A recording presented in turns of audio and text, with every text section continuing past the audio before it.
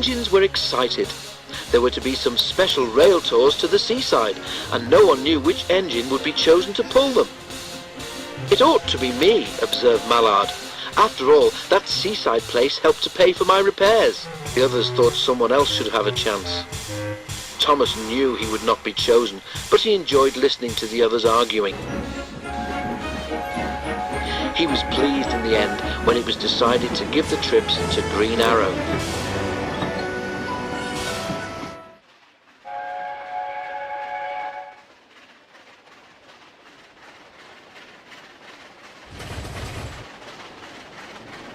When Green Arrow returned from the first tour, he said he had never seen so many people. Soon there was talk of putting on extra trains, but this was not possible. "All we can do is add extra coaches," they said, "but then Green Arrow can't pull a train that heavy on his own." "Of course I can," he scoffed. "My brothers and I did during the war." "Can I help?" asked Thomas. The man in charge stared. "I don't see why not," he said. In the morning, Thomas's fireman arrived early. Thomas's fire was lit, and while the warmth crept through his boiler, the fireman made sure all his moving parts were well oiled. Behind, Green Arrow was being prepared too, and when they were both ready, they set off to find their coaches. The station platform was jammed with an admiring crowd, which didn't seem to get any smaller, even after a trainload of people were in their seats.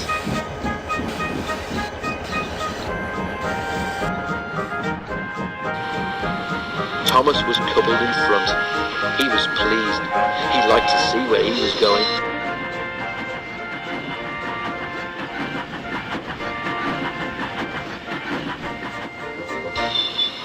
At the seaside station, Thomas was turned round so that he could go in front again.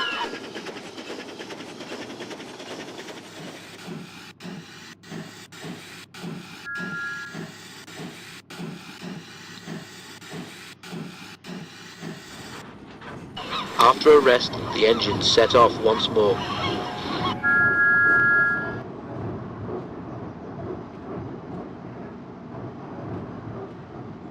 A ruined abbey stood at a place where the line curved beside a river. A crowd had gathered to wave and cheer, but Thomas wasn't watching them. Looking ahead, he had seen something strange. "Beep, beep! Stop, stop!" he whistled in alarm. The train was heavy and hard to stop, but they managed it just in time. Now everyone was able to see that, in front of Thomas, the rail near the river was lower than the one on the other side. "The water has undermined the embankment," said the inspector.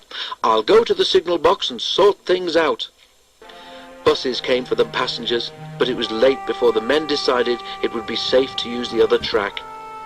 Together, the engines pushed the coaches back to a crossover.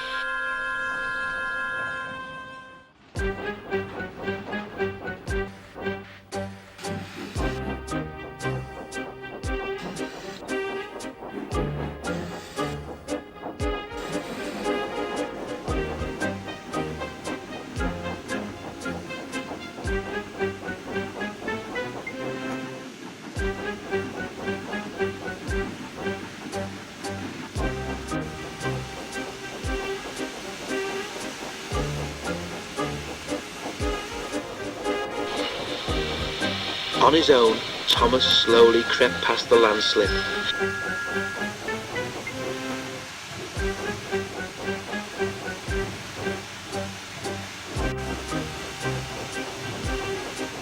Then, very carefully, Green Arrow pulled the empty coaches by, and together they brought the train back to York.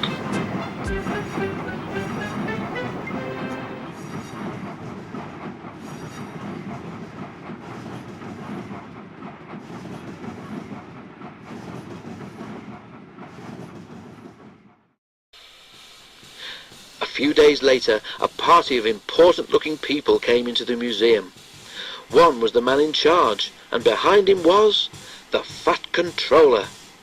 "Oh dear," thought Thomas, "they've come to take me away for frightening that child." But the Fat Controller was smiling. The man in charge held up his hand for silence. "Thomas," said the man in charge, "your controller told us you are a really useful engine. He is right. For saving a nasty accident the other day, we have decided that you should become an honorary member of the National Railway Collection. This special plate will remind you of your visit to us. Ladies and gentlemen, 3 cheers for Thomas the Tank Engine. Hip hip, hooray! Hip hip, hooray! Hip hip, hooray! The noise nearly raised the roof.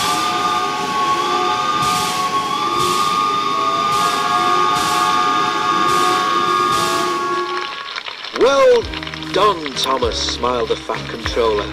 "I knew you would be a credit to our railway."